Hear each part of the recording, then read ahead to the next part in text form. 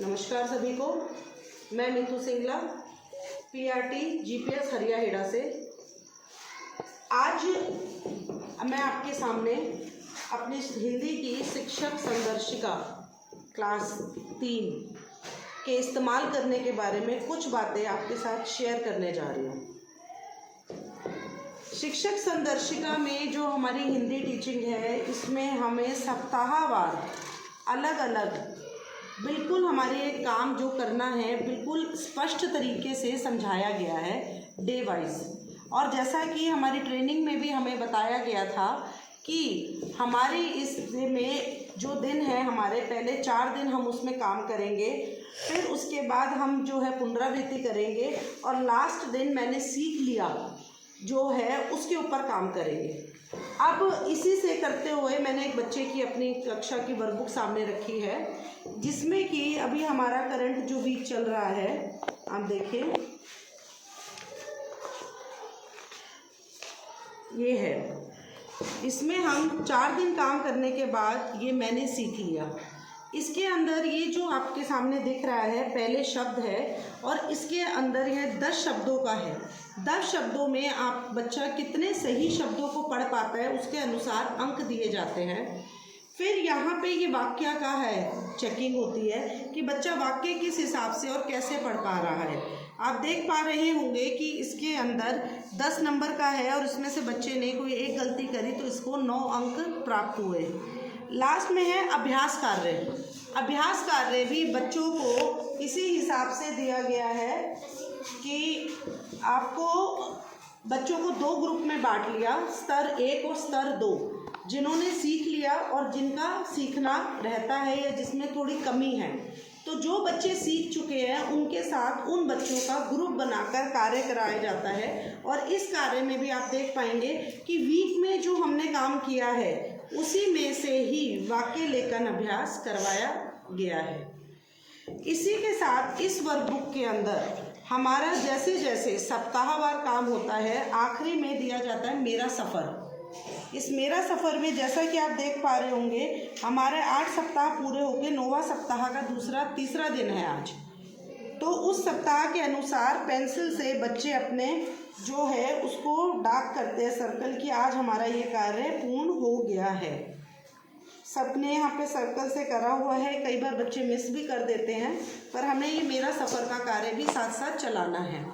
इसी के साथ हमारा इसके अंदर एक पठन अभ्यास का आता है, ये रहा पठन अभ्यास, जिसका एक सैंपल आपको यहाँ पे दिया भी गया है कि आपने किस हिसाब से इस पे कार्य करना है।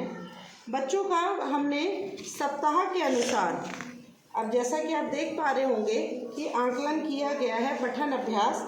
बच्चों ने जितने में से जितने शब्द पढ़े हैं, कुल शब्द दिए हुए हैं, उसमें से पढ़ने वाले शब्दों की संख्या ऊपर लिखी गई है। क्योंकि ये मेरा बहुत ही अच्छा और इंटेलिजेंट बच्चा है, इसलिए इसकी त्रुटि कम है।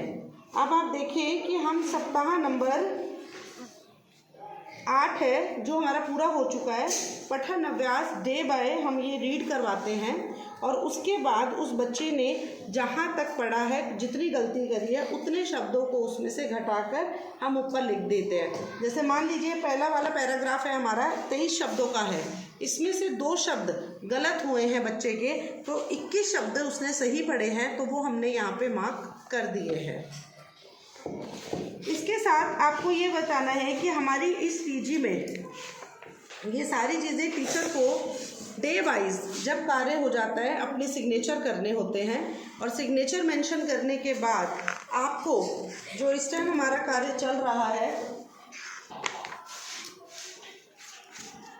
ये देखिए, ये है पेज नंबर 84, जिसके अंदर आप देख पा रहे हैं साप्ताहिक आकलन ट्रैकर। इस साप्ताहिक आकलन ट्रैकर में ये वीक वाइज दिया गया है, जिसमें 2 चीज़ें बताई गई हैं। सप्ताह 1 से 8 तक का आकलन हमने इसके अंदर मेंशन करना है।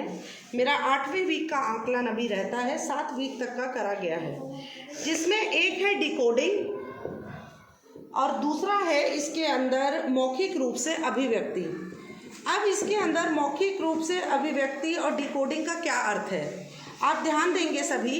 इसके अंदर 2 दिया हुआ है, ऊपर लिखा हुआ है अभ्यास पुस्तिका में दिए गए पाठों को मैंने सीख लिया से पढ़ पाना। मैंने सीख लिया कि प्राप्त अंकों के आधार पर बच्चा स्तर 1 पर उनके लिए 1 और जो स्तर 2 पर है उनके लिए 2 लिखे। स्तर 2 उन बच्चों का है जो पाठ को बहुत अच्छे से बिना त्रुटि के सही पढ़ पा रहे हैं, और स्तर 1 पे है वो बच्चे जो थोड़ी गलतियों के साथ पाठ को पढ़ पा रहे हैं। तो आप देखेंगे बच्चों को उन्हीं के स्तर के अनुसार जो पढ़ पा रहे हैं उनको 2 अंक और जो नहीं पढ़ पा रहे हैं उनको 1 अंक लिखकर इसको पूरा किया गया है। अब आती है बात यहाँ पे मौखिक रूप से अभिव्यक्ति की। अब आप ध्यान दीजिएगा, इसके अंदर कहा गया है कि जो बच्चे इसमें जिनको मदद की आवश्यकता है उनके आगे डैश का चिन्ह लगेगा, और जिनको मदद की आवश्यकता नहीं है, जो स्वतंत्र रूप से पढ़ पा रहे हैं, उनके आगे टिक का निशान लगेगा। तो इसी उसमें हमने करते हुए कि जो बच्चे आपके साथ बिना कुछ हेल्प किए, आपको कोई चित्र आपने दिया, कोई घटना बताई और उसको अपने शब्दों में बता पा रहे हैं, तो आपने उनके आगे टिक का निशान लगाना है, और जिनको इसमें थोड़ी कमी है, कसर है, उन बच्चों के आगे आप डैश का निशान लगाएंगे। तो हिंदी की जो हमारी ये शिक्षक संदर्शिका है, इसमें मुख्य रूप से यही 3 काम किए जाने हैं। आपने अपना जो है डे वाइज का मेंशन यहाँ पे करना है कि आपका कार्य आपने करा दिया है। यहाँ पे आप अपने सिग्नेचर और डेट डालेंगे। इसके बाद आप यहाँ पे अपना 1 से 8 वीक का आप अपना ये पूरा कंप्लीट करेंगे। मैंने इन सब में नाम लिख लिए है बच्चों के, क्योंकि आगे आगे इन सब में आकलन हमने करना है। तो 1 से 8 वीक तक का अपना ये साप्ताहिक आकलन ट्रैकर को आप सब पूरा करेंगे।